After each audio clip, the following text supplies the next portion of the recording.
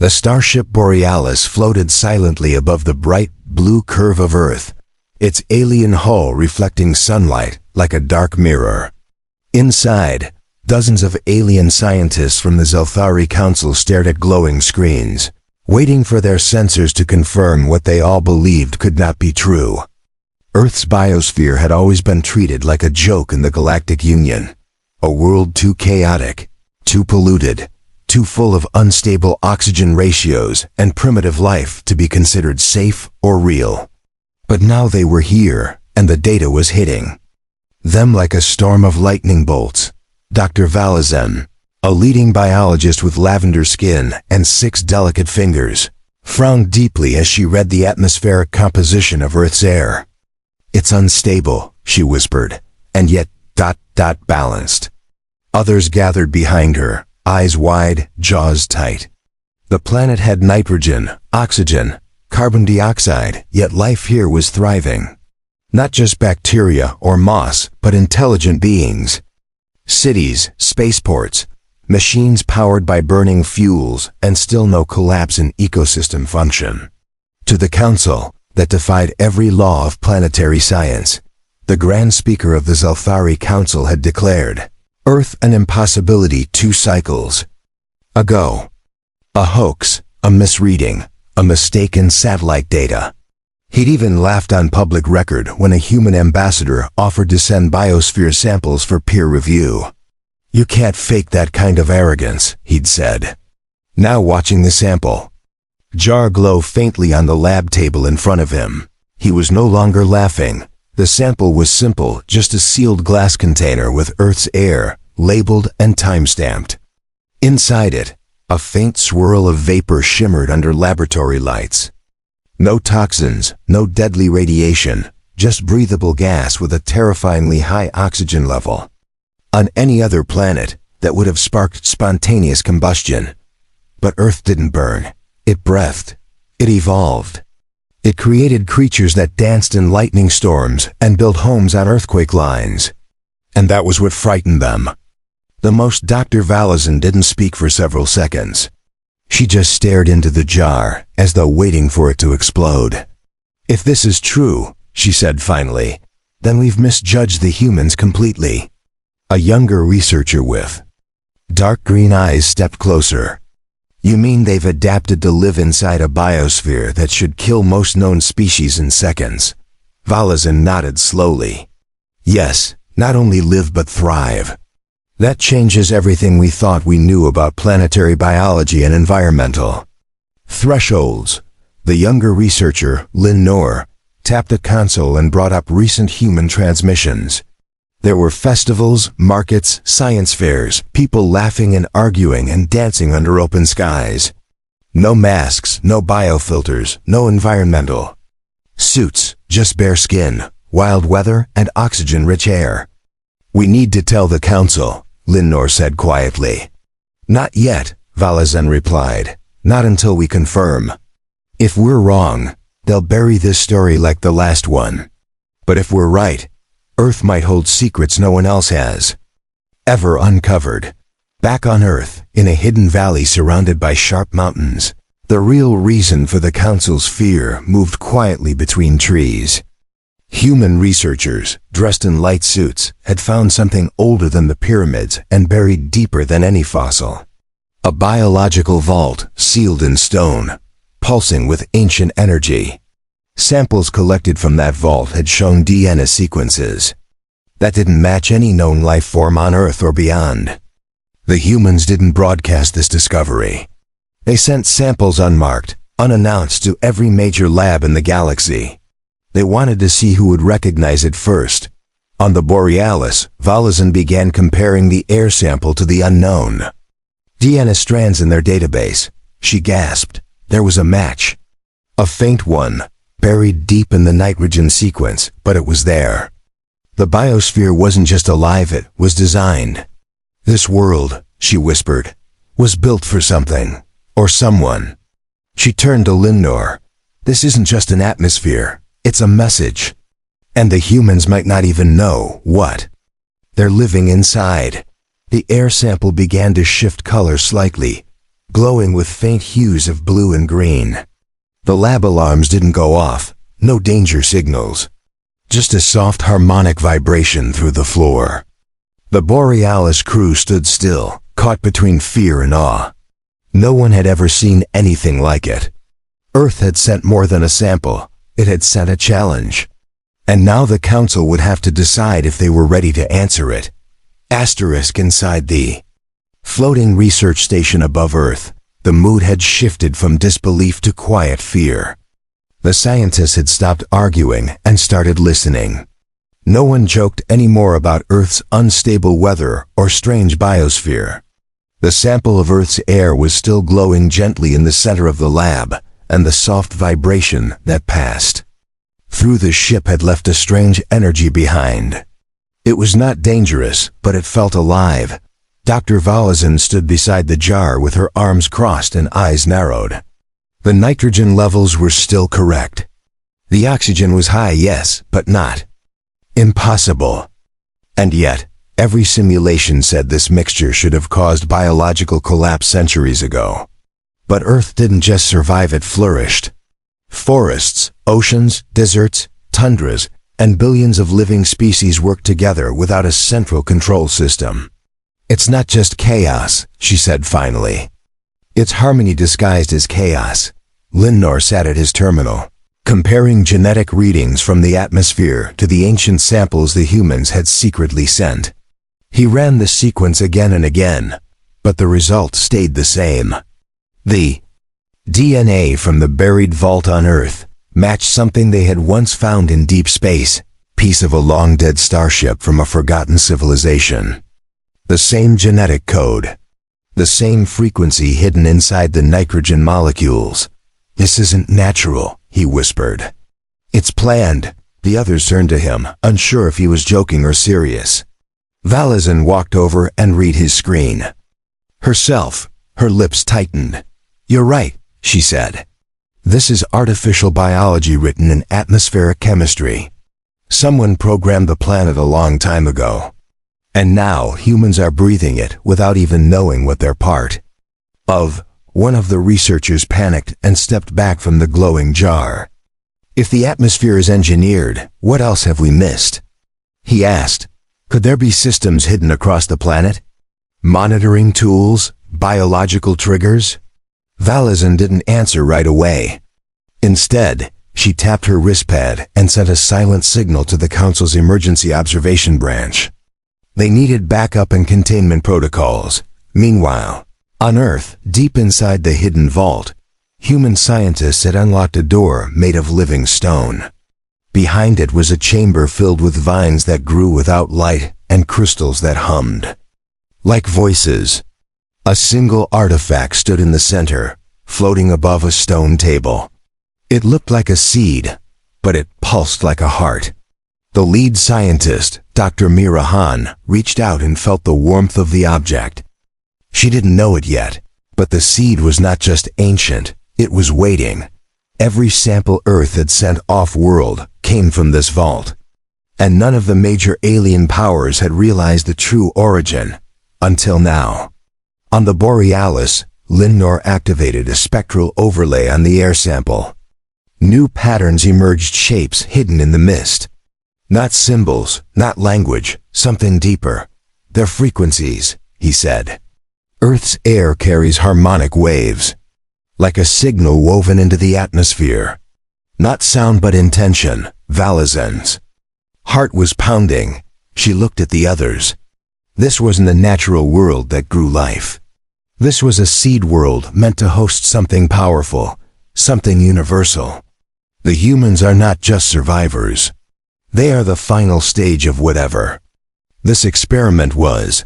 The Council's response came fast. A warship was on its way, not to attack, but to observe. That scared the scientists more than anything else. When the Council sent warships, it meant control was slipping. And Earth had just become too dangerous to ignore. We need to leave orbit, one of the technicians said. If they realize we found the signal, they might not let us go. Valazan shook her head. No, we stay. This is bigger than the Council.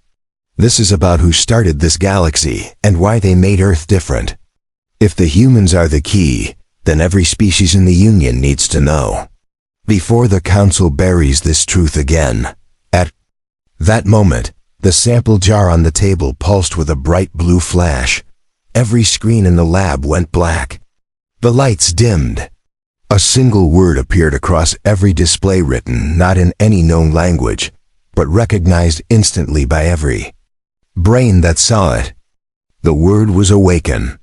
Valazin stepped back, breath caught in her throat. Linnar didn't blink. No one moved. The ship had just been touched by something older than civilization, and Earth had only just started to reveal what it truly was. The word awaken lingered across every display on the Borealis, glowing like a memory pulled from the void. No alarm sounded. No system failed. Yet every crew member felt something shift inside their mind. It wasn't just a message, it was a presence. Ancient, calm, and watching. Valazin's hands trembled as she leaned over the console, trying to reroute power back to the lab systems. "This isn't interference," she whispered. "It's communication." Linnar checked the air sample again. The glowing mist inside the jar had faded, replaced by a stillness so heavy it felt like silence. "The signal stopped," he said, "but it didn't vanish. It moved somewhere else." He tapped into the ship's sensors and ran a sweep across Earth's surface. Dozens of small signals blinked back. Not satellites, not weapons.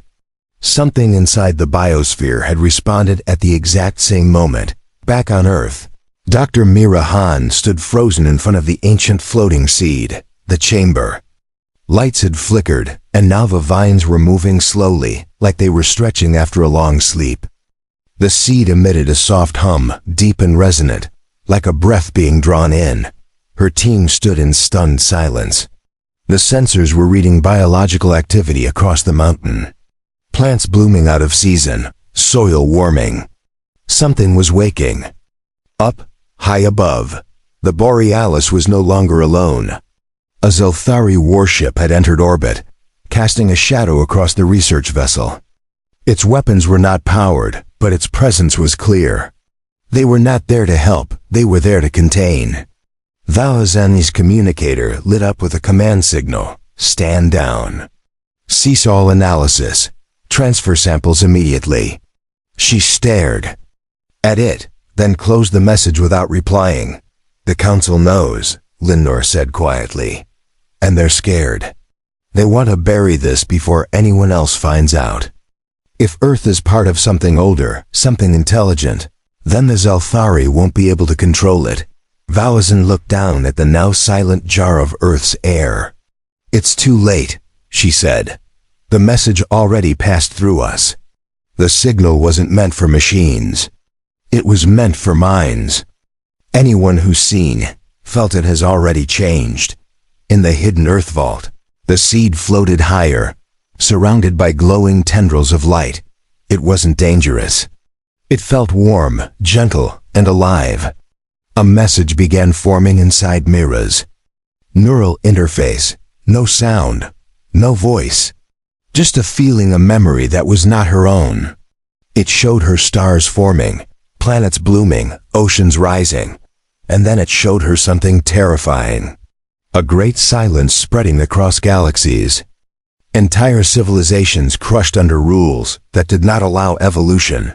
The memory ended with Earth. One small world, hidden in chaos, allowed to grow wild and free. Mira felt tears run down her face. Earth was not just special, it was protected. It was chosen. And now, whatever had built it, whatever had guided it, was awake again, on the Borealis. Linnar locked down the data and sent a burst transmission across the deep space beacon channels. Not to the Council, but to the free colonies and independent science groups. The truth had to be shared. Before the Council could erase it. Before fear silenced the universe again. He looked at Valazin. "Do you think they'll come after us for this?" he asked. She didn't answer right away. She just looked out the window at Earth, glowing blue and perfect in the void. "They'll come," she said. "But not just the Council. Others too. Everyone who's ever wondered if life was more than chance. They'll all come. Earth has called them now." The Zelthari warship sent another command: immediate compliance. Surrender the research crew and all human samples. Valazin ignored it. She opened a private channel to Mirahan on Earth. "We received the signal," she said, "and we believe you. But you must know they will not allow this to spread." "Be ready," Mira nodded, her hand still near the floating seed. "We are," she replied. "Whatever Earth was meant to be, it's not asleep anymore. We'll protect it. Even if we don't understand it fully yet, the real question is, are you with us?" The signal ended, but the connection stayed open. The warship powered up its engines, but did not fire. The Council would not risk a war without proof. And Earth had already rewritten the rules of proof. Across the galaxy, the first whispers had begun. Not rumors. Not panic. Just a simple question repeated again and again. What if Earth is the key? And deep beneath the soil, beneath mountains and oceans, something began to pulse in rhythm. Not a weapon, not a trap. A welcome, asterisk. The Zelthari warship drifted above Earth like a shadow preparing to fall. Its hull shimmered with dark blue shields, and its signal lasers cut across space toward the Borealis again. Inside the research ship, Valazin stared at the command flashing on the central screen. They wanted her to disconnect from Earth immediately. Shut down all scans. Lock down the samples. Report the source of the atmospheric anomaly. But she knew obeying that order would erase everything. Linnor moved closer. "If we delay any longer, they'll board us," he said. "You know they won't let this information leave orbit." Valazin nodded, but her eyes remained on the glowing Earth. "That's why we won't stay in orbit," she replied. "Prepare the drop module. I'm going down." The room fell silent. No Zelthari scientist ever chose to enter a chaotic, oxygen-rich world like Earth. It was too wild, too unpredictable. But now, the only way to protect the truth was to meet the humans face to face. Linnor hesitated. "They won't trust us," he warned. "After everything the Council said about them. After the way we dismissed their planet. They don't have to trust us," Valazin said. "They just have to know we believe them now, that we're not here to steal. We're here to learn what Earth truly is. Before the Council buries it in silence again." In the Earth Vault, Dr. Mirahan watched as the seed expanded into a glowing orb. Energy pulsed outward in soft waves. Her team had stepped back, unsure if it was safe, but Mira stayed still. The message in her mind had become clearer. Not words, not pictures. Just a feeling Earth was waiting for something, or someone. She looked up as her communicator buzzed. A Zelthari scientist was requesting clearance to land. Her team didn't like it. One of them stepped forward. It could be a trap. They never cared before. Why now? Mira looked at the orb, then back at the sky. Because they saw the truth. And sometimes, truth changes even the most rigid minds. The Borealis released the drop module. Valazin climbed inside, sealed the hatch, and watched as the planet grew larger through the small viewport. Thick clouds, massive oceans, glowing green forests. The kind of beauty her people had once called primitive. Now she realized it wasn't primitive at all, it was intentional. The pod entered Earth's atmosphere, flames licking across the surface. As it descended through storm layers and sunlight, it landed gently near the vault's hidden mountain entrance. Valazin stepped out, breathing through a filter mask. The air was thick, heavy with life, and rich with sounds she couldn't explain. Birds cried in the distance. Insects buzzed in rhythms that felt almost like language. It was overwhelming, and it was beautiful. Mira met her at the entrance. The human scientists were no armor, no weapon, only her datapad and a steady gaze. Valazan bowed slightly. "Thank you for allowing me here," she said. "We felt the signal, and we saw what Earth can do. I came to learn." Myra didn't speak for a moment. Then she nodded and led her inside. "The vault responded to your ship. It knew you were watching. Whatever Earth's purpose is, it doesn't seem to want war. It wants recognition, understanding, maybe even allies." As they entered the main chamber, the orb pulsed again, brighter now with Valazan present. Her sensor array lit up instantly. The readings were impossible. The energy signature inside the orb was not just biological, it was conscious. Mira watched her carefully. "You understand now, don't you?" she said. "Earth was built by something else. And we're just one chapter in its story," Valazan nodded. "But that chapter is not finished. There's more beneath the soil, more across the oceans. This biosphere is not just reacting. It's evolving in real time. It's growing towards something. And we've never seen a planet do that before." In orbit, the Zelthari warship began powering its boarding vessels. The captain had lost patience. They would retrieve the research team by force if necessary. Linnor remained on the Borealis, watching the data stream come in from Valazan's suit. He sent a final emergency signal across deep space. "This is not just science," he wrote. "This is contact with something larger than us all." Back on Earth, the orb changed shape. Its light folded into geometric patterns, precise and perfect. Valazan and Mira stood side by side, watching as a final pulse spread through the chamber. It carried no fear, no threat, just a single idea shared in both their minds. You are ready now, but they are not. Protect the seed until all can see. Above the clouds, the Zelthari warship prepared for forced retrieval. Boarding ships moved into position. Orders were clear: secure the alien scientist, retrieve all data, and destroy the human facility if necessary.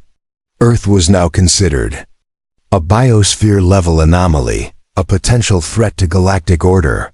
Inside the command deck, the captain's voice cut through the silence like steel. "We warned them. They crossed the line. Now we bring control back." On the Borealis, Linnor was out of time.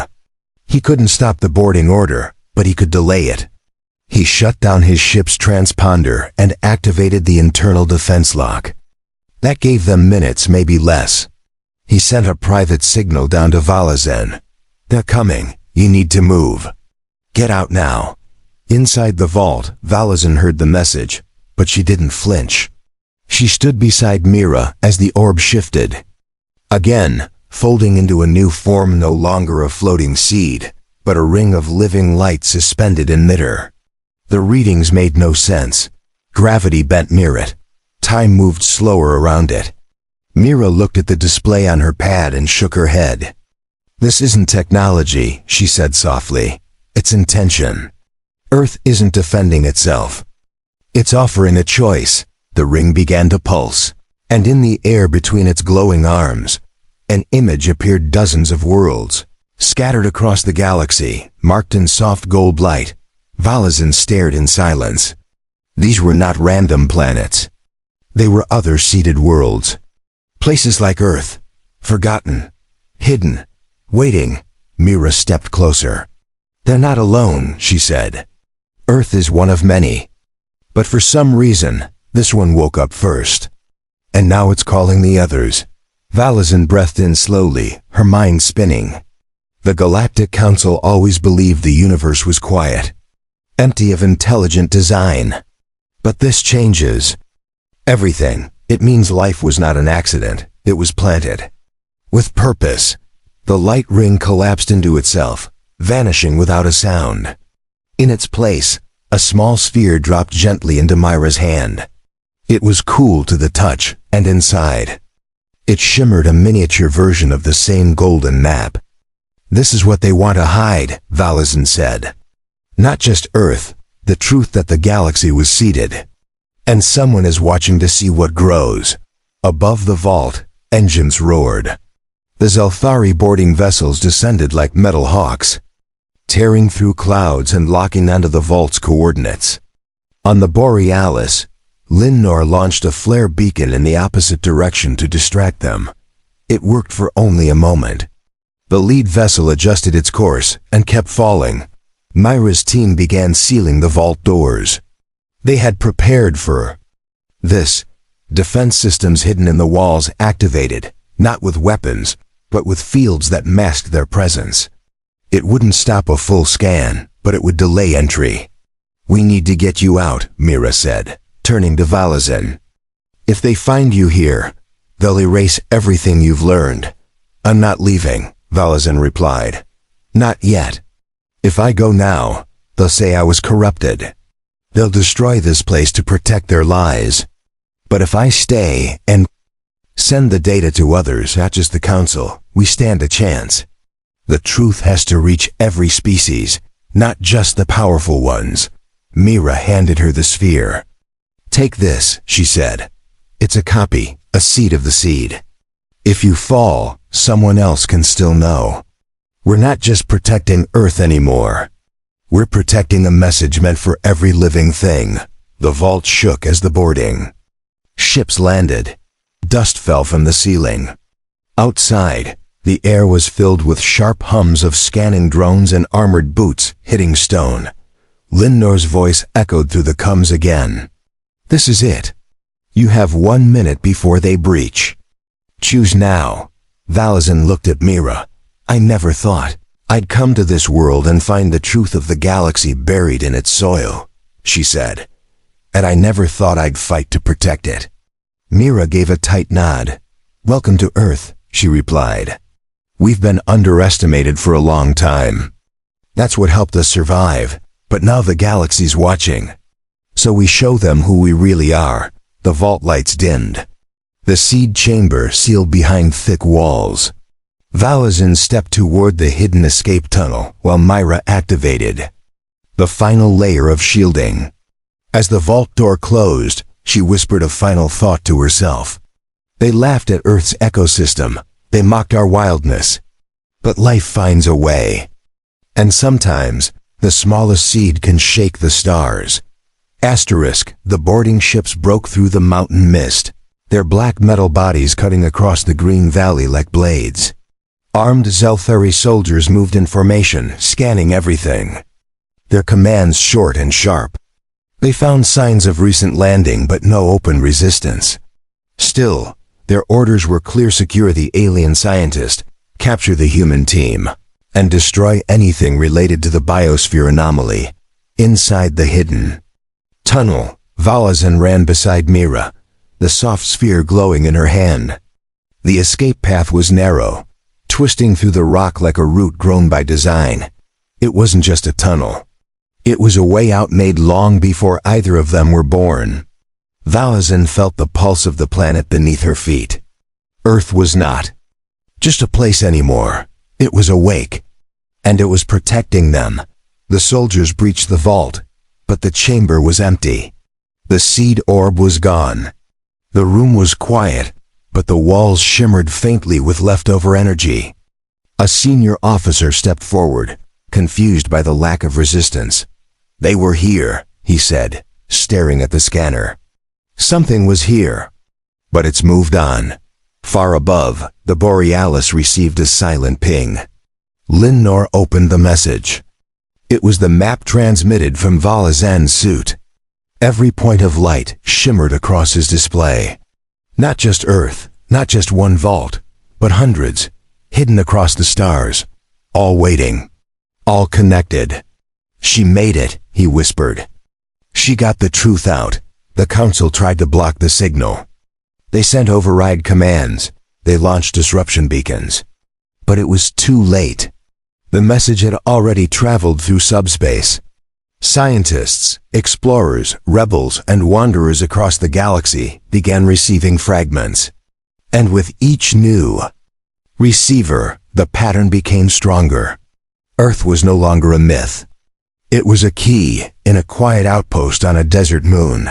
A researcher picked up the signal and recognized a shape buried in his world's northern pole. On a gas station satellite, a mechanic found the same frequencies coming from a crater sealed long ago. In the ruins of a forgotten planet, a child pointed at strange lights growing from the ground. The awakening had begun. Mira and Velozin reached the extraction point just as a cloaked human transport emerged from the trees. A hatch opened. The pilot didn't ask questions. Mira helped Velozin inside, then climbed in after her. As the ship rose into the clouds, Earth faded below, but the weight of its meaning did not. It was not just a rescue. It was a beginning, Velozin looked down at the glowing sphere resting in her lap. They will come for us, she said quietly. The council won't stop. Not now, Mira nodded. Let them come. We have something they don't hope. And life that refuses to be controlled. In the distance, the Zelthari warship hovered, unaware that it had already lost. Not in battle, not by force, but in truth. The silence of Earth was no longer silence. It was a voice that had waited for the right moment to speak. And now the entire galaxy was listening. The sphere pulsed once more and then dimmed. Not because the message was over, but because it had been delivered. Across hundreds of worlds, ancient mechanisms stirred. Seeds, long buried, opened. Vines grew where none had grown before. And in each of them, the same idea bloomed. Life is not chaos.